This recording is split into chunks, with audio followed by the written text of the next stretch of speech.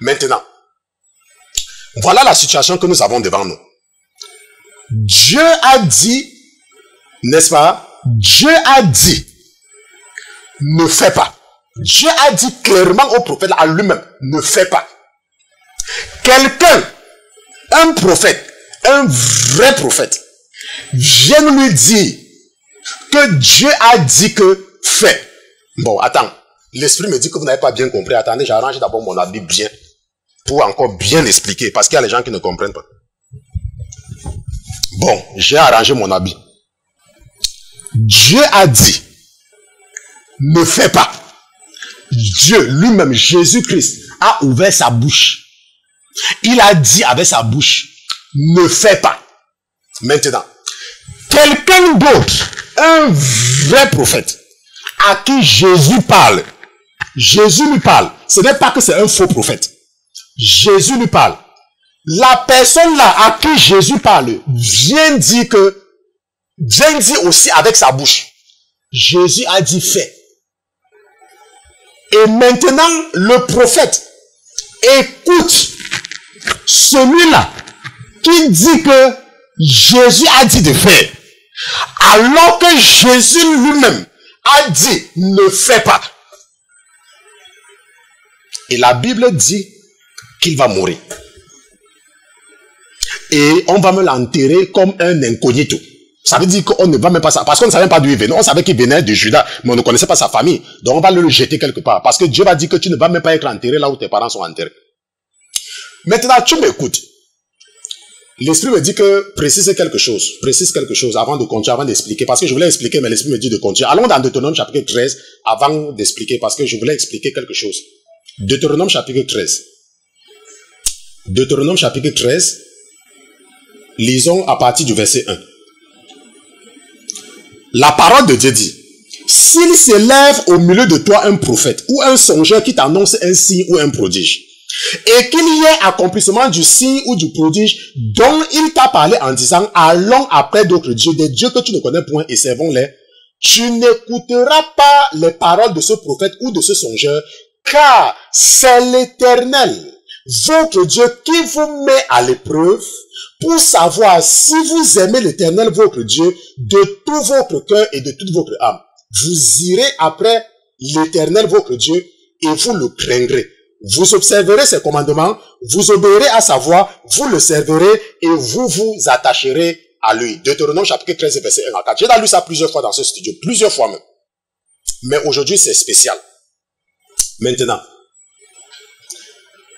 nous avons vu ce qui s'est passé avec le prophète, les deux prophètes. Maintenant, tu vas te dire que, mais, pasteur Christian, toi là-même, tu nous sors toujours les touches. Qu'est-ce que tu vas encore nous raconter? Bon, maintenant, ce n'est pas pasteur Christian qui a écrit. Il y a des gens, quand on leur dit de ne pas faire quelque chose, et on leur montre le verset biblique, qui est dans la parole de Dieu. Le verset biblique, c'est dans la parole de Dieu. Ils disent que, comme le prophète ne nous dit pas de ne pas faire ça, ça veut dire que ce n'est pas important. Il y a des gens comme ça. Tu dis à quelqu'un, la parole de Dieu dit que, la personne te dit que comme le prophète n'est en train de rien dire par rapport à cela, ça veut dire qu'il n'y a pas un problème.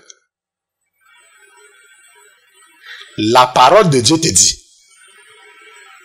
La parole de Dieu te dit quelque chose. Le prophète te dit quelque chose. Mais toi, comme dans le cas-ci, tu préfères suivre ce que le prophète te dit. Attends, tu penses que ta récompense sera différente de ce prophète si le moment venait? Attends, tu crois vraiment? Honnêtement, la Bible dit que Dieu a envoyé un lion pour tuer le prophète là. Tu penses que Dieu va te laisser vivre avec lui au paradis? Alors qu'il te dit de faire quelque chose, tu refuses de faire parce que ton prophète ne t'a pas parlé de ça? Il faut que tu comprennes une chose, c'est que je ne suis pas en train de te dire de mépriser les prophètes. La Bible nous dit dans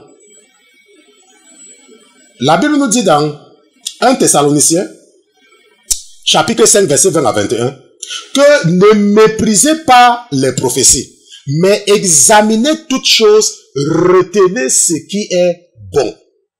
Ne méprisez pas les prophéties, mais examinez toutes choses.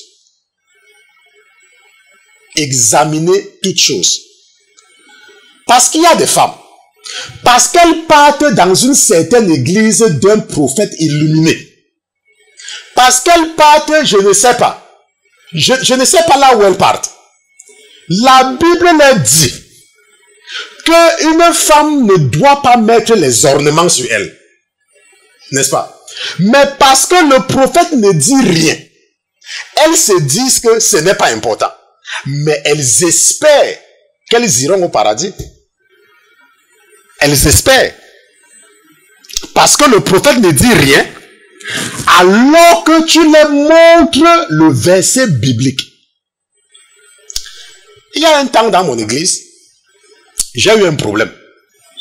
Parce que j'avais lu la parole de Dieu dans 1 Timothée chapitre 2 et je me suis rendu compte que la Bible dit que la femme doit se taire dans les assemblées. Ça veut dire que, en plus même du sacerdoce lévitique, le Nouveau Testament me confirmait encore qu'une femme doit se taire, qu'elle ne doit pas enseigner. Elle ne doit pas avoir l'autorité sur l'homme. Ok, pour confirmer le sacerdoce lévitique que nous avons étudié ensemble. Ça veut dire, pour être simple, qu'une femme ne peut pas être pasteur. Un point, un trait. C'est ce que cela veut dire. Parce qu'un pasteur est un enseignant. Et j'avais vu cela. Et je me rappelle à l'époque dans mon église, il y avait certaines personnes qui s'agitaient. N'est-ce pas? Certaines femmes qui s'agitaient. Et je me suis élevé contre cela. Et je me suis élevé vraiment contre cela. Ça m'a apporté des problèmes. Mais je m'en foutais. Je m'en foutais. Parce que j'avais dit au conseil de mon église que je ne suis pas ici pour un homme. Je suis ici pour la parole de Dieu. Donc si vous faites quelque chose qui est contre la parole de Dieu, vous n'allez pas me voir. Parce que je ne suis pas ici pour quelqu'un.